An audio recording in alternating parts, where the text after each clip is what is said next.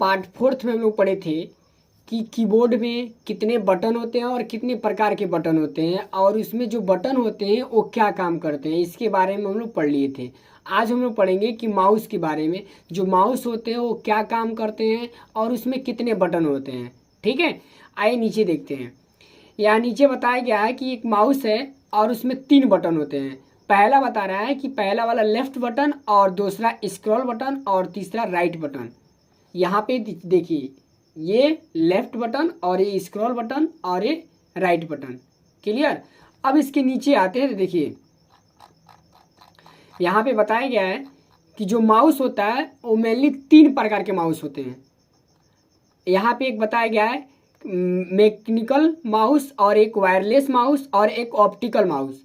जिस माउस में वायर हो और लाइट न जलता हो उसे बोलते हैं मैकेनिकल माउस। ठीक है, और जिसमें लाइट न जले और वायर न हो उसे बोलते हैं वायरलेस माउस, और जिसमें लाइट जले और वायर रहे उसको बोलते हैं ऑप्टिकल माउस। क्लियर। अब नीचे बताया गया यहाँ पे कि the mouse is the most widely used pointing device. Widely का मतलब होता है व्यापक रूप से। यहाँ बता रहा है कि माउस सबसे व्यापक रूप से इस्तेमाल किए जाने वाले पॉइंटिंग डिवाइस है। सबसे ज़्यादा महत्वपूर्ण पॉइंटिंग डिवाइस जो है वो क्या है, माउस है। ठीक है, अब यहाँ पे बता रहा है as the mouse is moved, कह रहा कि जैसे माउस क्या करता है, घूमता रहता है। Its moment are mirrored by the on screen pointer, यानी ऑन स्क्रीन पे, चालू स्क्रीन पे ये क्या करता है, अपना गतिविधियां करते रहता है। जैसे ये गतिविधियां कर रहा है, जैसे देखिए यहाँ पे माउस घुमा रहे थे, अपना गतिविधियां कर रहा है ना, यानी मूवमेंट कर रहा है। क्लियर। अब इसका प्रयोग बता रहा है कि इसका प्रयोग कर्सर को एक का स्थान से दूसरे स्थान पर ले जाने के लिए किया जाता है। यानी ये जो पॉइंटर है ये यहाँ से लेके यहाँ तक जाने में आसानी से चला जा रहा है। ठीक है, अब इसके नीचे आते तो देखिए यहाँ पे क्या बता रहा है, करा 4 मेन फंक्शन बाय माउस। करा माउस के द्वारा, यानी माउस के जो कार्य होते हैं वो मेनली 4 प्रकार के कार्य होते हैं, उससे अधिक नहीं होते हैं। जब भी माउस काम करेगा तो 4 तरीकों से काम करेगा। यहाँ पे पहला बता रहा है क्लिक, किसी ऑब्जेक्ट को सेलेक्ट करने के लिए माउस का प्रयोग करते हैं। जैसे एग्जाम्पल में देखते जाइए, यहाँ पे जैसे इसको मुझे सेलेक्ट करना है इसको, तो पहले क्या किए कि पटर को लेके गए और वहाँ पे होल्ड कर दिए और माउस का लेफ्ट बटन क्लिक किए तो ये हो गया सेलेक्ट। आ रहा समझ में।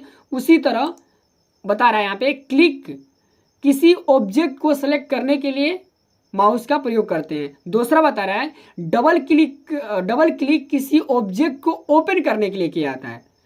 जैसे इसको ओपन करना है, ये जो फाइल दिया गया है इसको ओपन करना है तो क्या करेंगे, डबल क्लिक करेंगे। तो जैसे डबल क्लिक करेंगे तो ये खुल जाएगा, खुल गया ना। अब देखिए यहाँ पे अब चीज यहाँ पे बता रहा है, अच्छा ये हट गया, कोई बात नहीं। अब थोड़ा सा देख लीजिए, अब यहाँ पे नीचे दे रहा था एक चीज और, इसमें हाँ यहाँ पे देखिए, यहाँ पे बता रहा है अब राइट क्लिक। यहाँ कह रहा है कि राइट क्लिक किसी ऑब्जेक्ट से ऑप्शन ओपन करने के लिए किया जाता है। यानी जो राइट क्लिक होता है वो किसी ऑब्जेक्ट के ऑप्शन को ओपन करने के लिए किया जाता है।